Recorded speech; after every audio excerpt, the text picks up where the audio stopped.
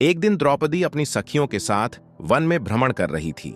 One की शीतल वायु और प्रकृति की सुंदरता ने सभी का मन मोह लिया। चलते चलते वे एक शांत सरोवर के पास पहुंची। सरोवर का निर्मल जल देखकर द्रौपदी ने स्नान करने का निश्चय किया। जब वह स्नान करने की तैयारी कर रही थी, तभी उसने देखा कि एक वृद्ध साधु पहले से ही वहां स्नान कर रहे थे। वह उनके स्नान समाप्त होने की प्रतीक्षा करने लगी, लेकिन बहुत समय बीत जाने के बाद भी साधु जल से बाहर नहीं आए। द्रौपदी ने विनम्रता से कहा, मुनिवर, क्या आप कृपया स्नान समाप्त कर हमें भी अवसर देंगे? साधु ने उत्तर दिया, देवी, मैं बाहर आना चाहता हूँ, किंतु कोई मेरे वस्त्र बहाकर ले गया है। अब मेरे पास कुछ भी नहीं है जिससे मैं अपना तन ढक सकूं।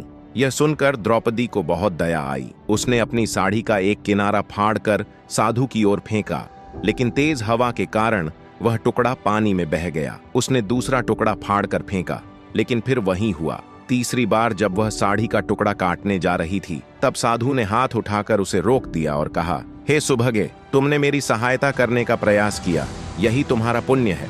किंतु यदि तुम ऐसे ही अपने वस्त्र काटती रही तो स्वयं के लिए कुछ नहीं बचेगा। द्रौपदी चिंतित हो गई। साधु ने अपनी सिद्ध से एक वस्त्र उत्पन्न किया और स्वयं को ढक लिया। फिर उन्होंने आशीर्वाद देते हुए कहा, हे द्रौपदी, तुम्हारी करुणा और त्याग अतुलनीय है। मैं तुम्हें वरदान देता हूँ कि जब भी कोई तुम्हारी लज्जा हरने का प्रयास करेगा, स्वयं ईश्वर तुम्हारी रक्षा करेंगे। द्रौपदी ने साधु को प्रणाम किया और उनके शब्दों को अपने हृदय में बसा लिया। हरे कृष्ण।